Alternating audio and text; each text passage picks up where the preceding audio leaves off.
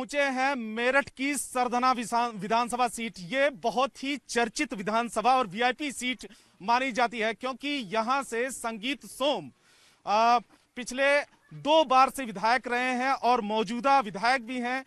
इस बार बीजेपी ने तीसरी बार उन पर विश्वास जताया है। वो कई जगहों पर जा रहे हैं। इस समय खेड़ी टप्पा गांव में पहुंचे हैं। लगातार डोर टू डोर कैंपेन चल रहा है। हालांकि तमाम जो बंदिशें हैं चुनाव आयोग की तरफ से उसका भी पालन किया जा रहा है। मास्क भी लगाए हुए हैं। तमाम ऐसी चीजें हैं। बीजेपी के फायर ब्रांड नेता भी कहे जाते हैं।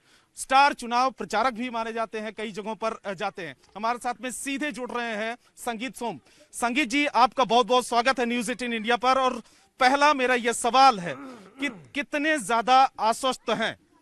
देखिए, यहाँ कोई फाइट में ही नहीं होता है और आश्वस्त होना तो स्वाभाविक सी बात है, चूंकि यहाँ की जनता एकदम मन बनाए रहती है कि हमें भारतीय जनता पार्टी की सरकार बनानी है। हाँ। और यहाँ विधायक बहुत मैटर नहीं करता। लोगों के दिमाग में सीधा है कि भारतीय जनता पार्टी की सरकार बनानी है, इसलिए हमें भारतीय जनता पार्टी को वोट डालना है और हमारा डबल मार्जिन पहले से रहेगा। यहाँ ऐसी जनता का मन है। क्या वजह है? क्या ऐसे आपके पक्ष में मुद्दे हैं जो आप कह रहे हैं कि डबल मार्जिन से आपको वोट मिलने वाला है? देखिए, हमने सरधना विधानसभा में करीब 2000 करोड़ रुपए का काम कराया पिछले 5 साल में और लोगों को सुरक्षा का एक कवच दिया है कि यहाँ पहले अगर आप जंगल के लिए जाते थे तो भैंसे छिन जाते थे। लोग गांव में अपने आते थे, बाजार से घर आते थे तो बाजार में से उनकी पिटाई शुरू होती थी और रास्ते में पिटाई हो जाती थी। बाजार में बेटियां जाती थी तो बेटियों की इज्जत के साथ खिलवाड़ होता था, उनके साथ छेड़छाड़ होती थी, उन पर खराब भाषा का प्रयोग होता था। पिछले 5 साल में कोई इतनी हिम्मत नहीं जुटा पाया है कि इस तरीके की हरकत करे, कोई किसी के साथ लूटपाट करे। हमने सुरक्षा का कवच दिया और विकास यहाँ लोगों को दिया। हमने 1000 करोड़ की लागत से बनने वाली, अभी प्रधानमंत्री जी ने भी उसकी नींव रखी।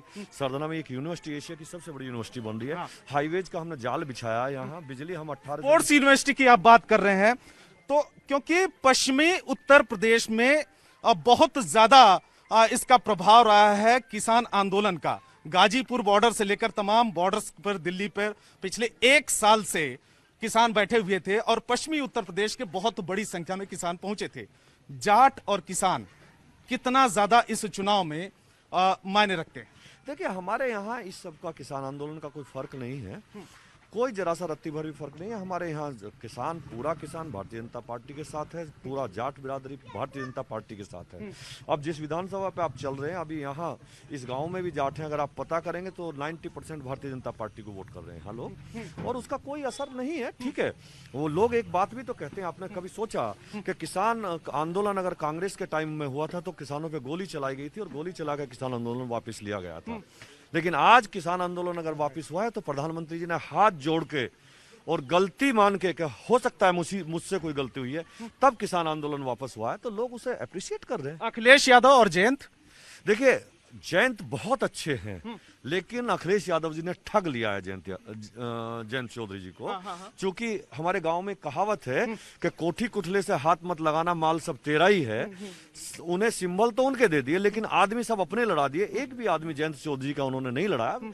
जो समाजवादी पार्टी के और अखिलेश यादव जी के कट्टर समर्थक माने जाते हैं, कट्टर समर्थक हैं, उन्हें चुनाव लड़ाया। लोकदल का तो कोई आदमी चुनाव लड़ नहीं रहा। कह रहे हैं कि अखिलेश ने ठग लिया जयंत को। क्या जयंत चौधरी समझ नहीं पाए? वो बेसिकली घिर गए। वो 1 साल से भरोसे, देखिए हम पश्चिमी उत्तर प्रदेश के बड़ा लोग भरोसा करते हैं। जयंत चौधरी ने अखिलेश यादव पे भरोसा किया और उन्होंने उस भरोसे में उनकी पीठ में चाकू घोंपा है। जो उनका कल्चर भी है। समाजवादी पार्टी का कल्चर यही है। मुलायम सिंह यादव जी ने अजीत सिंह चौधरी को इसी तरीके से ठगा था। आज जयंत चौधरी के साथ ये काम हुआ है और आप देखिए पूरी पश्चिम में इसका बहुत मैसेज है कि ये इस तरीके का ठगा गया। इसलिए किसी भी कीमत बाप बेटा की जो जोड़ी है, आप मान रहे हैं कि आरएलडी के दोनों ही नेताओं को, बाप बेटा की जोड़ी को ठगा है? बिल्कुल ठगा है। समाजवादी पार्टी के दोनों नेताओं ने, मुलायम सिंह यादव जी ने और अखिलेश यादव जी ने, दोनों को ठगा है। और इस ठगबंदी का जो गठबंधन उन्होंने किया है उसका जनता उन्हें जवाब देने जा रही है। ओवैसी कहीं है?